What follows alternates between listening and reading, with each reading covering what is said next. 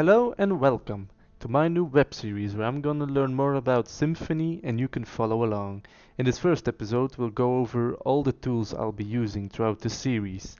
Um, I used to use Sublime Text for all my coding, but a year ago I switched over to PHP Storm because it has more built-in functionalities. Sublime Text is basically a text editor. PHP Storm is a PHP IDE. The difference between that is the built-in functionalities. Sublime Text isn't free per se, you have to buy it, but it has an unlimited trial. So after 30 days, I think, or a month, you get an occasional pop-up box asking you to purchase, but you don't have to. PHP Storm is software you have to pay for, but it also has a free 30-day trial. So I guess you can just download both and test them out for yourself. Then secondly, I'm going to use CodeKit. What CodeKit does is it compiles all the files in my projects. So if I use Sans or Less or CoffeeScript, it compiles it to the right format to use in my projects. This is also byware, it's $32. You also can download a trial, or you can go for Koala, which is basically the same thing, but it supports Windows, Linux, Mac, and it's basically free and open source.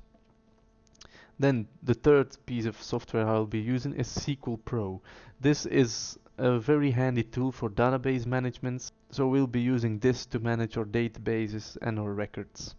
Then we'll need something to transfer files. I use Transmit for this because it's a very good FTP program.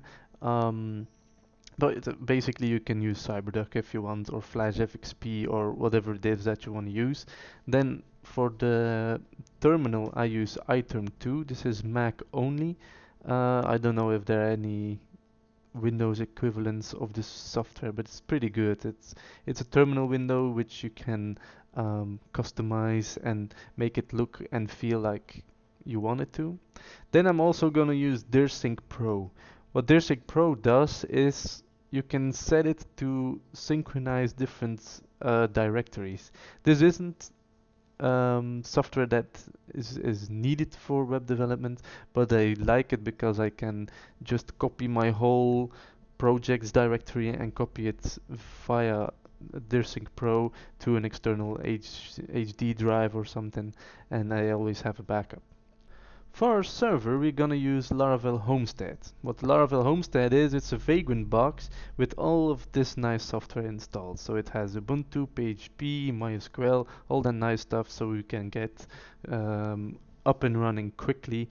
It has very good documentation on how to install it and all that nice stuff. So if you want to start with development, I highly recommend using Vagrant or Vagrant box, or even Homestead if you wanna use that one. We're not gonna use Laravel per se, but the Homestead is a nice box to get running quickly.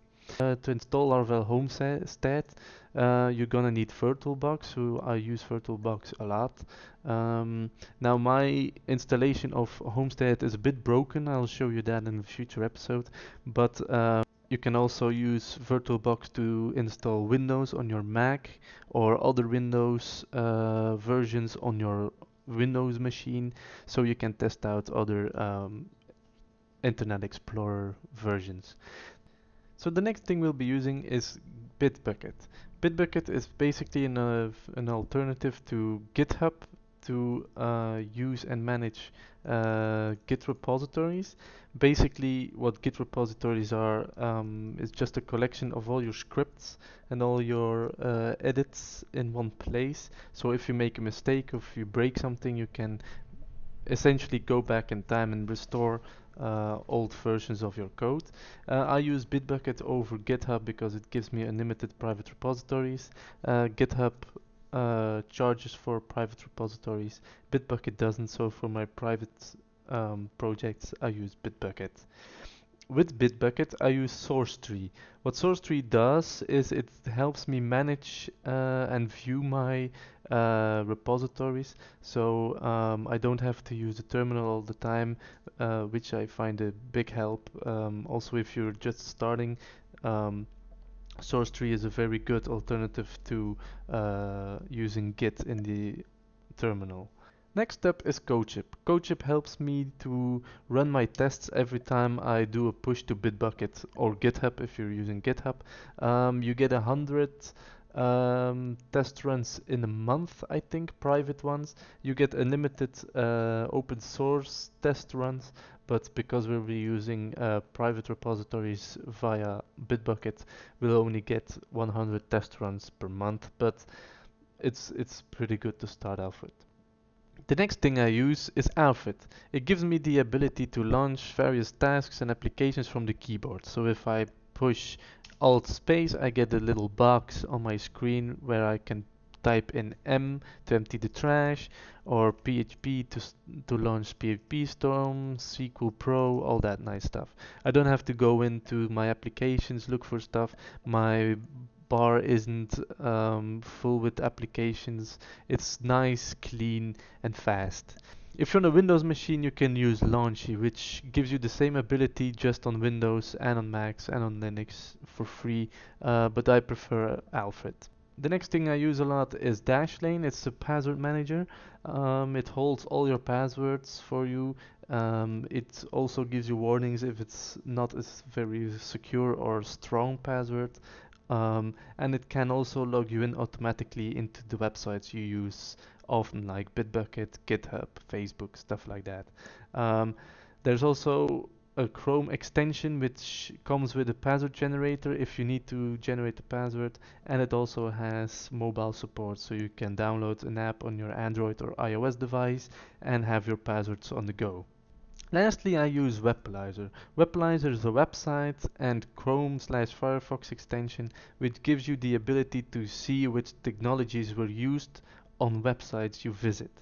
Like here on webalizer.com, I have this little icon here, the Drupal logo. If I click it, I see that it's made in Drupal, uses PHP, uses jQuery, stuff like that. You can use this on basically every website you visit often to check which JavaScript frameworks, programming language, basically which technologies they use. It's not something that you need for web development, but it can be very interesting to see how a website is made. So basically, these are all the applications, all the tools I use on a day-to-day basis. If you have any questions about them or have any other suggestions of software or tools I could use in my web development process, leave them in the comment box below.